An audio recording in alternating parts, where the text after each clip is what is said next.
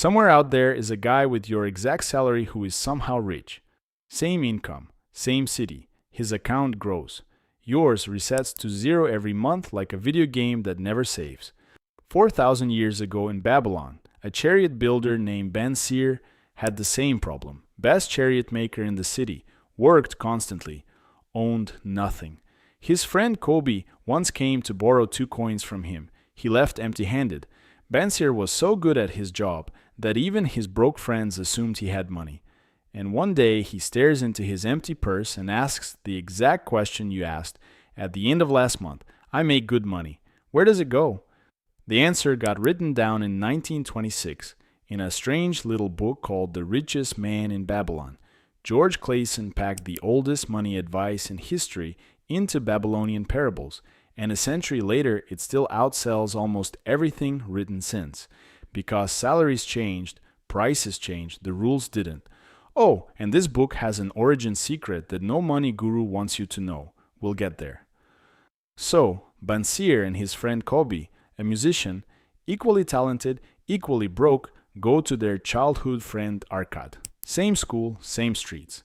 Arkad started as a poor scribe, pressing letters into clay tablets. Now he's the richest man in Babylon. And they ask him straight, "Why you?" Arkad says he once noticed something terrifying. He was paying everyone except himself. The baker got paid. The landlord got paid. The sandal maker got paid. Every coin that entered his purse already belonged to someone else. Then a money lender named Algamish gave him one sentence. As payment for a night of copying work, a part of all you earn is yours to keep. Sounds obvious. It isn't. Check your own month. Rent, food, subscriptions. The thing you bought at 1 a.m. What part of last month's income do you still have? Arkad's number is 1/10. His exact words, "For every 10 coins thou placest within thy purse, take out for use but 9. Pay yourself first." You've heard that phrase from 100 influencers. This is where every one of them got it.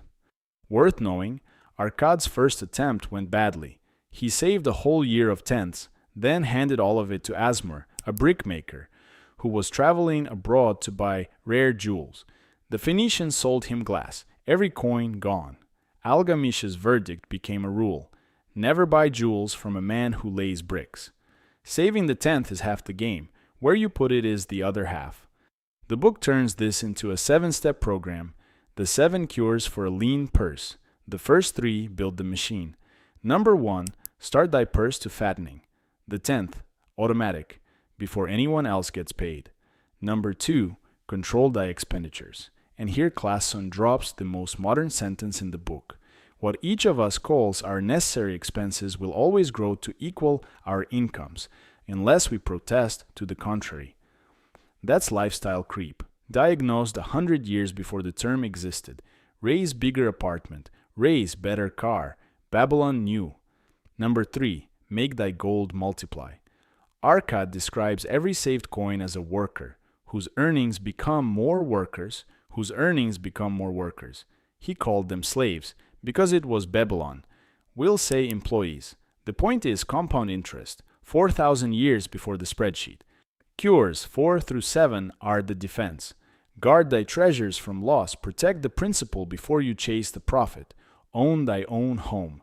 Ensure a future income for the days you can no longer work, and increase thy ability to earn. The more you learn, the more you make. Notice something? Emergency fund thinking, home equity, retirement, upskilling. Every paid finance course you've ever seen is these 7 lines, plus a subscription fee.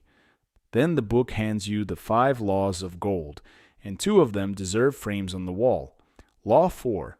Gold slips away from the man who invests it in businesses he is not familiar with, the brickmaker. Again.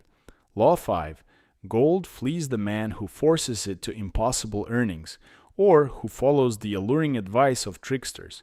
Written in 1926, describing your cousin's crypto group, chat with perfect accuracy. Now the best story in the book. Dabasir, the camel trader. Young, earning well, spending better. He borrows. Then borrows to cover the borrowing. Then runs from his debts, and ends up captured and sold as a slave in Syria. His master's wife asks him the question that changes everything. Do you have the soul of a free man or the soul of a slave? He escapes, crosses the desert back to Babylon, to the one city where he owes everybody. And instead of hiding, he scratches a plan into a clay tablet. 70% of everything he earns, he lives on. 20% goes to his creditors, every single one, split fair. And 10% he keeps. The 10 survives even inside a debt repayment plan. Month by month, the tablet fills. The dates die. The purse grows. If you're in debt right now, that 4,000-year-old tablet is still the plan. 70, 20, 10. Dabasir's own line deserves a tablet. Where the determination is, the way can be found. One more. Because someone always asks Arkad about luck, the book gives luck its own chapter. And the conclusion is one line. Men of action are favored by the goddess of good luck. The chapter is full of merchants telling the same story with different names. A good deal appeared. They waited a day just to feel sure. The deal was gone forever. Procrastination robs politely, but it robs. And now the secret I promised. This book didn't start as a book. In the early 1920s, Clason wrote these parables as free pamphlets, and banks and insurance companies handed them out to their customers, marketing material. The most influential personal finance book of all time was, literally, a freebie your great-grandfather got at the bank, which tells you two things. Giving away the secrets and selling the trust is older than television, and the best money advice was never expensive. It was free 100 years ago, and it fits on one clay tablet. The $900 course in your ads is a remix. So, here's tonight's homework, straight from Babylon. 1. Open your banking app and set an automatic transfer. 10% the moment your salary lands. You now pay yourself first. 2. If you carry debt, split your life 70, 20, 10 and let the tablet fill. 3. Put the 10 to work in things you actually understand. Boring is what rich looks like from the inside. Dabasir asked where the money goes. 4,000 years later, the answer hasn't moved.